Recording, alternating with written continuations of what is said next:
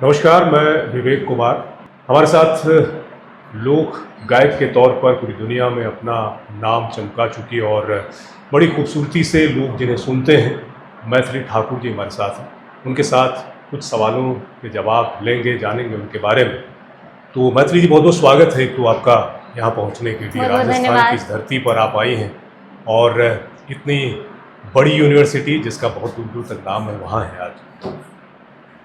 तो मैथिली जी, सबसे पहले तो हमारे तमाम दर्शकों को यही बताएं कि बहुत ही बचपन से आपने जो है गायन की शुरुआत कर दी थी। विधिवत जो शुरुआत है वो किस तरीके से और कब?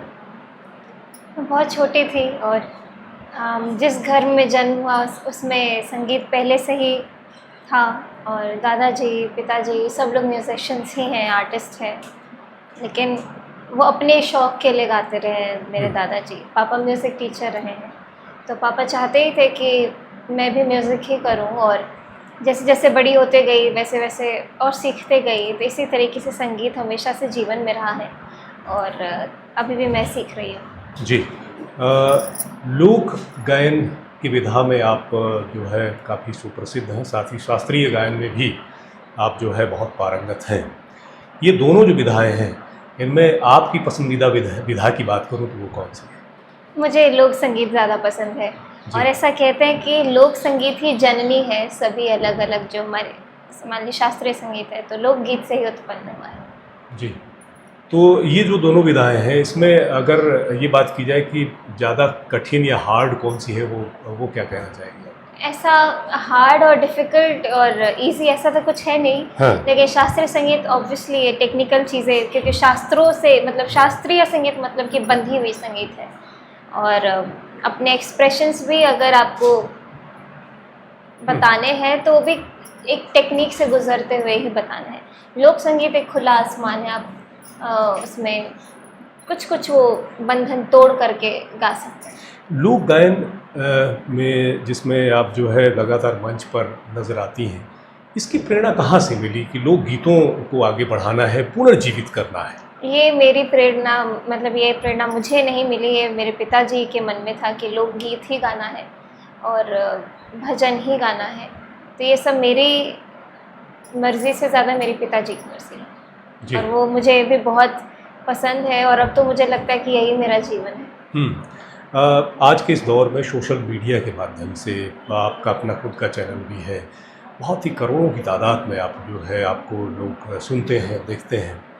तो ये जो सोशल मीडिया है, ये लोक गीतों को लेकर के लोक गायन को कितना आगे बढ़ाने में इसका योगदान रहा है, क्या कहना चाहिए? सोशल मीडिया ने सबको उनका खुद का मंच दिया है। जी। चाहे वो घर में बैठे हैं, कैसी भी घर की स्थिति हो, मतलब आप अपना स्टेज खुद से सजा सकते हैं। कैसे आपको प्रेजेंट करना है ये भी आप खुद अपने हाथ में, आप खुद के डायरेक्टर हैं, खुद के मालिक हैं अगर सोशल मीडिया के इस प्रो की बात करें तो। बाकी बस यही है कि बहुत सारी अलग अलग सुविधाएं हैं जो सोशल मीडिया ने हमको दी हैं। हम लोग नई नई चीज़ें सीख सकते हैं, नई नई चीज़ें सुना सकते हैं और सब खुद की मर्ज़ी से कर सकते हैं। मैथिली जी, आज के इस दौर में जब संगीत अलग तरीके से बहुत फास्ट होता जा रहा है, पॉप संगीत और तमाम चीज़ें आ गई हैं, उस दौर में लोक संगीत जैसी विधा को आपने जीवित रखा है। बहुत से कलाकार जो इस क्षेत्र में आगे बढ़ रहे हैं, युवाओं को क्या संदेश देना चाहेंगे इस संदर्भ? लोक संगीत की बात करें तो जैसे पिज़्ज़ा बर्गर के बीच में भात दाल चोखा है। जी। आप कितना भी कुछ भी खा पी ले, लेकिन जो संतुष्टि होती है, जो आपका पेट जब भरता है, वो एक अलग चीज़ है। तो वो लोक संगीत, हमारे शास्त्रीय संगीत, हमारे भजन, कोई कभी भी कितना ही परेशान हो लेकिन कुछ भजनों को सुन ले तो उसका पूरा मन ठीक हो जाता है, जितनी नेगेटिविटी और सब दूर हो जाता है। तो ये काफ़ी मैटर करता है और मुझे लगता है ये एक जर्नी है मेरे बोलने से या किसी के बोलने से कि आप सिर्फ भजन सुनिए, सिर्फ भजन गाइए, ऐसा समझ में भी नहीं आएगा, कोई इसको एक्सेप्ट नहीं करेगा जब तक वो सब चीज़ें एक्सप्लोर ना करे खुद। तो आप सब कुछ सुनिए, सब कुछ इन्जॉय करिए, लेकिन at the end of the day आप खुद महसूस करेंगे कि जो शक्ति हमारे खुद के संगीत में है वो कहीं और नहीं। जी बिल्कुल। आज आप मोदी यूनिवर्सिटी में मौजूद हैं। यहाँ एक बहुत बड़ा कार्यक्रम होने जा रहा है जहाँ पर बहुत से विद्यार्थी आपका इंतज़ार कर रहे हैं कि आपको सुनने को मिलेगा। यहाँ जब आप आईं, वैसे तो बहुत से मंचों पे आपने जो है देश के अलग अलग क्षेत्रों में बहुत सी कार्यक्रम प्रस्तुत किए हैं, ये यूनिवर्सिटी कैसी लगी आपको, यहाँ का माहौल किस तरीके का लगा, वो हमारे दर्शकों को बहुत सुंदर। मैं यहाँ दूसरी बार आई हूँ, अभी 1 साल के अंदर ही मैं दूसरी बार आई हूँ। जी। तो मुझे तो काफ़ी बढ़िया लगा है और हमेशा आज भी मैं दिन में कैंपस के अंदर घूम रही थी तो बहुत पीसफुल, बहुत शांति और जो पक्षियों की चहचहाने की आवाज़ है, मोर की आवाज़ है, मतलब ये कांस्टेंट है, तो एक थेरेपी जैसा है यहाँ पे रुकना। बिल्कुल। मैं ये भी जानना चाहूँगा कि मैथिली जी आगे की किस तरह की योजनाएं हैं, खासतौर से संगीत को लेकर के क्या सपने देखती हैं आप और इसे कहाँ ले जाना चाहती हैं?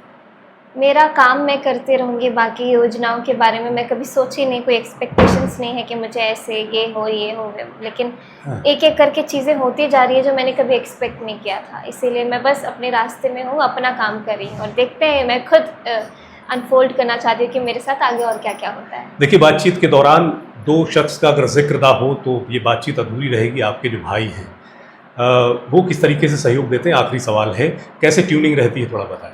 मेरे भाइयों का हमेशा से सपोर्ट रहा है, मतलब मैंने अकेले किया ही नहीं है कुछ, हम तीनों ने मिल के किया है, हम तीनों साथ में बैठते हैं, वो जी। साथ में जो एक बॉन्ड है वो ज़्यादा मजबूती देता है मुझको। जब भी मैं बहुत सारे लोगों के बीच में या लाखों लोगों के बीच में परफॉर्म करती हूँ तो वो दोनों मेरे आसपास रहते हैं तो एक बल मिलता है। जी, बहुत शुक्रिया मैथिली जी, Thank you. बातचीत करने के लिए बहुत-बहुत शुक्रिया।